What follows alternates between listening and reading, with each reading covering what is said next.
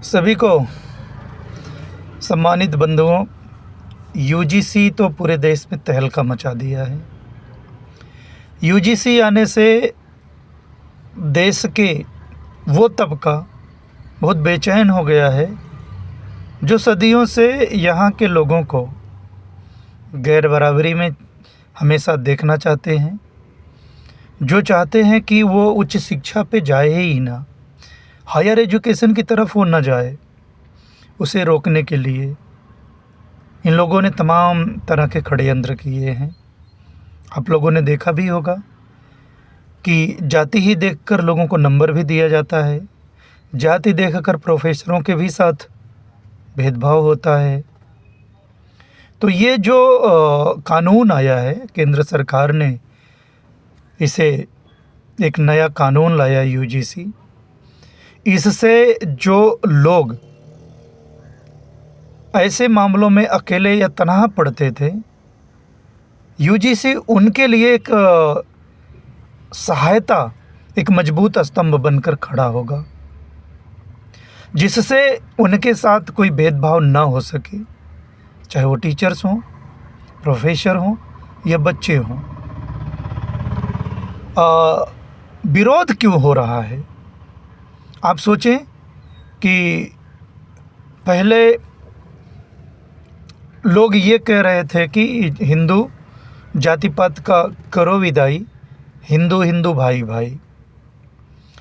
जो लोग हिंदू का ये एकता के लिए बात करते थे और जो लोग कहते थे कि हिंदू खतरे में है, अब हमें जाति पात को मिटाना चाहिए और सारे हिंदू को एक हो जाना चाहिए, आज जो हिंदू को एक करने की बातें कर रहे थे, वही लोग आज यूजीसी जो बिल आया है, जो नया कानून आया है, उसका विरोध कर रहे हैं।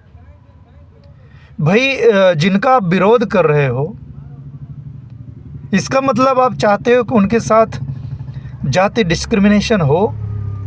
और आप जानते हैं कि ये जो जाति डिस्क्रिमिनेशन है वो बढ़कर के 118% हो गया है। इसी को मद्देनज़र देखते हुए सरकार ने इस पहल को लाया है कि जो आने वाले उच्च शिक्षा में बच्चों का भविष्य है वो बहुत गर्दिश में जा रहा है। उन्हें किस तरीके से जाति की वजह से सताया जाता है, मजबूरी में ये बिल लाया गया है।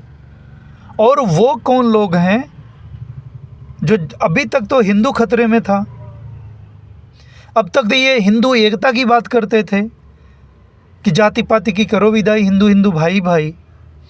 अब वो लोग, उनके सुर बदल गए हैं। अब वो कह रहे हैं कि सवर्ण खतरे में आ गया है। अब इससे आपको कुछ समझ में आया? मेरे समझ में तो ये आया कि न हिंदू खतरे में है, ना ही मुसलमान खतरे में है।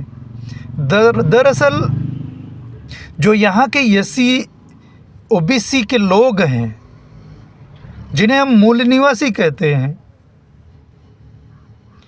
ये उनको गैर बराबरी रखना चाहते हैं, उन्हें आगे बढ़ने नहीं देना चाहते हैं। सच्चाई ये है, सवर्णों का अब सवर्ण खतरे में आ गया है। क्यों? क्योंकि एससी एसटी को उनको संरक्षित करने के लिए एक कानून आ गया है। उस बिल का विरोध करने वाले अब सवर्ण भी खतरे में, पहले हिंदू खतरे में था, अब सवर्ण खतरे में आ गया है। अब इनके जो अंदर की भावनाएं थी, धीरे से उबाल आ गई, अब वो बाहर आ गया है। यूजीसी का ये खुलकर विरोध कर रहे हैं। तो मैं जो हिंदू बन करके हमारे एससी एसटी ओबीसी के लोग हैं, उन्हें कहना चाहता हूं कि अगर आपके बच्चे उच्च शिक्षा की तरफ जाते हैं, हायर एजुकेशन की तरफ जाते हैं, तो उनके साथ जो जाति हिंसा होती है, भेदभाव होता है, उसे रोकने के लिए ये बिल आया है। और ये हिंसा क्यों होती है? अगर हमारा दुश्मन मुस्लिम है तो हिंदू तो सारे एससी एसटी के लोग हैं, तो एक हिंदू की ही विरोध क्यों कर रहा है? कोई मुस्लिम क्यों नहीं कर रहा है? बात को सोचो और समझो।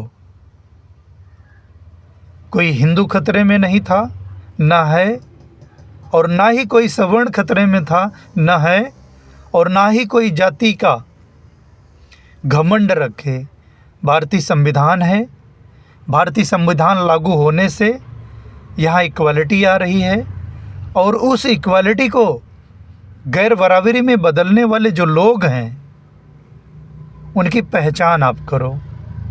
रियल में वो हमारे आपके हक और अधिकार को छीनना चाहते हैं। अगर इस बात को आपको समझ आए तो न हिंदू खतरे में है, न मुसलमान खतरे में है।